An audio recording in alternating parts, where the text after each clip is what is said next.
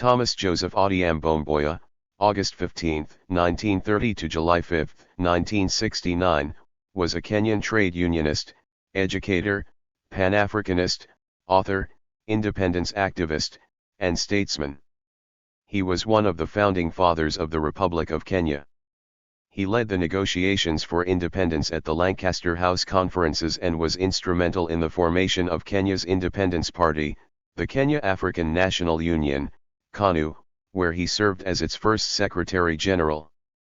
He laid the foundation for Kenya's capitalist and mixed economy policies at the height of the Cold War and set up several of the country's key labor institutions. Mboya's intelligence, charm, leadership, and oratory skills won him admiration from all over the world. He gave speeches, participated in debates and interviews across the world in favor of Kenya's independence from British colonial rule. He also spoke at several rallies in the goodwill of the civil rights movement in the United States.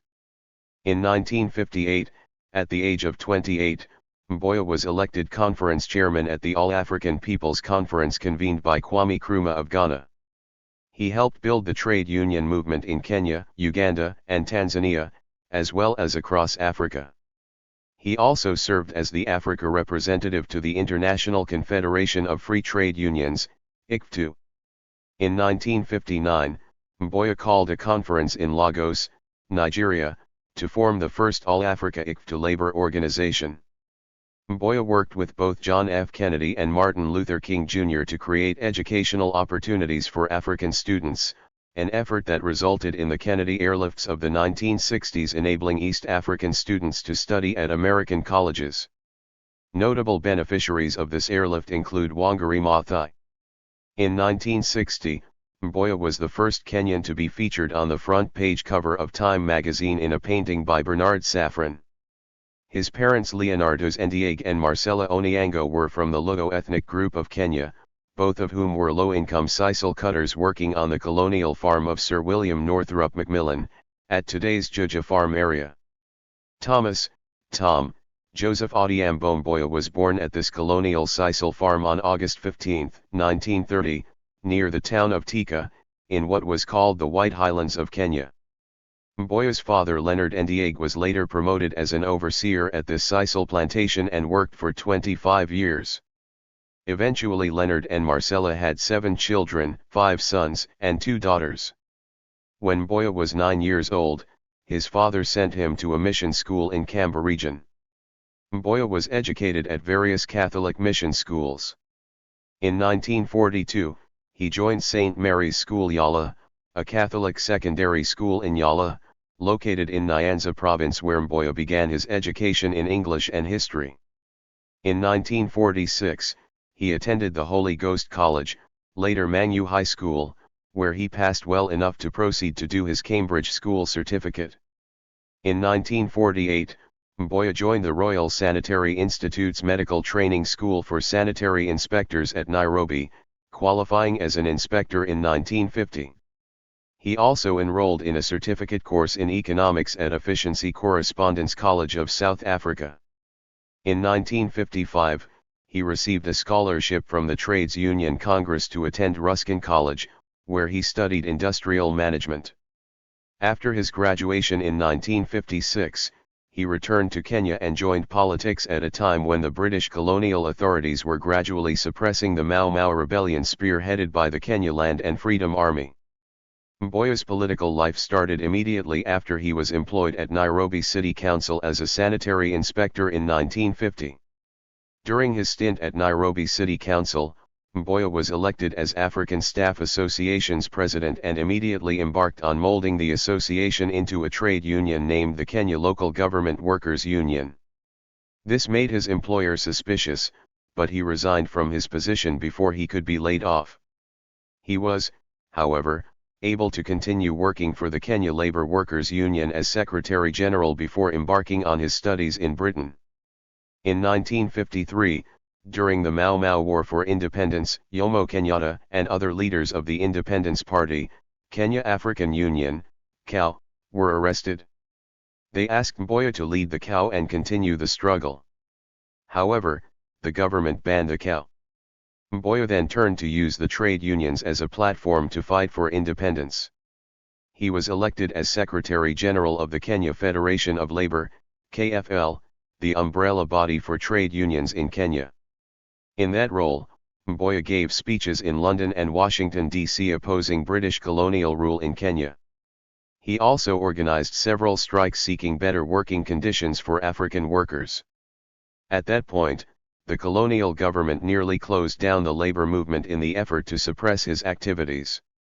Mboya reached out to other labor leaders across the world, more so in the ICFTU, including American A. Philip Randolph, with whom he was close.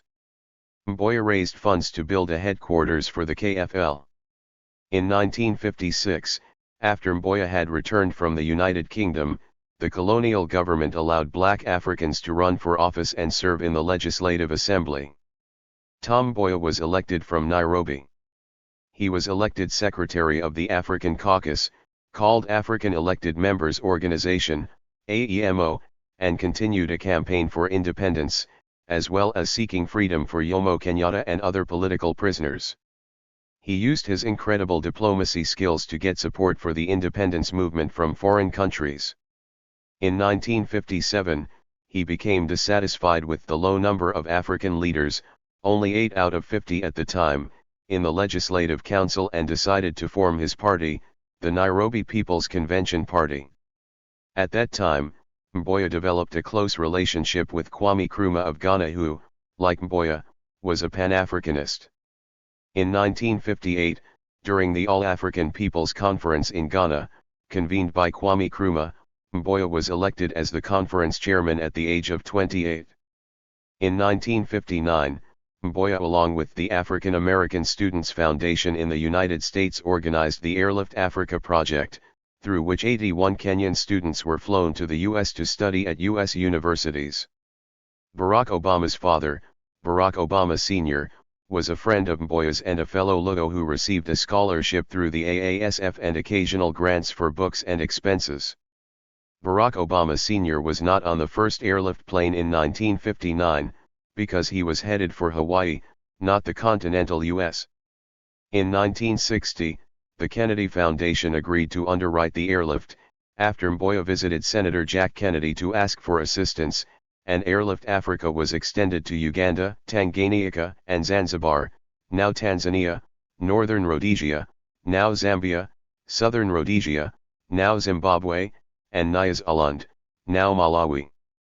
Some 230 African students received scholarships to study at Class I accredited colleges in the United States in 1960, and hundreds more in 1961 to 63. In 1961, Jomo Kenyatta was released and, together with Oginga Odinga and Mboya's Nairobi People's Convention Party, joined with Kenya African Union and Kenya Independence Movement and formed the Kenya African National Union, KANU, in an attempt to form a party that would both transcend tribal politics and prepare for participation in the Lancaster House Conference, held at Lancaster House in London, where Kenya's constitutional framework and independence were to be negotiated. As Secretary General of KANU, Mboya headed the Kenyan delegation and designed the flag for the new republic. In the newly independent country, Mboya, who was a pre-independence Minister of Labour since 1962, was appointed by the new Prime Minister, Jomo Kenyatta, as the MP for Nairobi Central Constituency, today Kamyakanji Constituency, and became Minister of Justice and Constitutional Affairs, a post he held from June 1, 1963, until December 1964. He created the National Social Security Fund, Kenya's social security scheme. He also established an industrial court to hear labor management cases. When Kenya became a republic on December 12, 1964, the new President Kenyatta appointed Tom Mboya to the Economic Planning and Development Ministry and transferred all functions of his former Justice Ministry to the Office of Attorney General under Charles Mugheni Njinjo. Together with his deputy then Mwai Kibaki, he issued Sessional Paper 10, which defined Kenya's form of economic policies, when it was debated and passed by Parliament in 1965.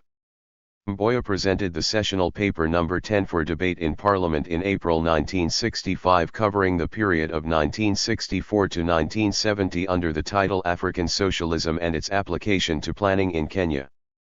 Kenyatta and Mboya were known advocates of a non-aligned international policy, not wanting blanket application of capitalism while completely abhorring scientific socialism. In 1966, Mboya was removed from the Economic Planning Ministry and Kibaki was appointed for the first time as full Minister for Commerce and Industry. Mboya's development plans at the Economic Planning Ministry were credited for Kenya's development rate of 7%, which was sustained during his tenure as the planning minister. He retained the portfolio as Minister for Economic Planning and Development until his death at the age of 39 when he was gunned down on July 5, 1969 at Government Road, now Moi Avenue, Nairobi CBD, after visiting Chinese pharmacy. Nahashan Isaac Njenga Njorage was convicted for the murder and later hanged. After his arrest, Njorage asked, "Why don't you go after the big man?" Due to such statements, suspicions arose that Mboya's shooting was a political assassination. Outrage over his assassination led to riots in the major cities of Kenya. President Jomo Kenyatta gave a eulogy at Mboya's Requiem Mass, saying of his colleague, "Kenya's independence would have been seriously compromised were it not for the courage and steadfastness of Mboya." A statue of Mboya was installed on Moi Avenue, where he was killed, and the nearby busy Victoria Street was renamed Mboya Street in his honor. Mboya left a wife and 5 children. He is buried in a mausoleum on Rusinga Island, which was built in 1970. Mboya's role in Kenya's politics and transformation is the subject of increasing interest, especially with the prominence of American politician Barack Obama. Obama's father, Barack Obama Sr., was a US-educated Kenyan who benefited from Mboya's scholarship program in the 1960s, going on to get married during his stay there, fathering the future Illinois senator and president. Obama Sr. had seen Mboya shortly before the assassination and testified at the ensuing trial. Obama Sr. believed he was later targeted in a hit-and-run incident as a result of this testimony. In 2023, Robert F. Kennedy Jr., who had known Mboya in his boyhood, publicly accused Daniel Arap Moi of orchestrating Mboya's assassination. Mboya married Pamela Adid on Saturday, January 20, 1962 at St. Peter Claver's Catholic Church on Racecourse Road, in Nairobi. Pamela, a graduate of the University of Makerere, was the daughter of politician Walter Adid. They had 5 children. Their daughters are Maureen Adiro, a High Court judge in Mombasa, and Susan Mboya, a Coca-Cola executive, who continues the education airlift program initiated by Mboya, and is married to former Nairobi Governor Evans Kidero. Their sons included Lucas Mboya, and twin brothers Peter, died in a 2004 motorcycle accident, and Patrick, died aged 4. After Tom's death, Pamela had 1 child, Mboya Jr., with Alphonse Okyeku, the brother of Mboya. Pamela died of an illness in January 2009 while seeking treatment in South Africa. Thank you for watching this video.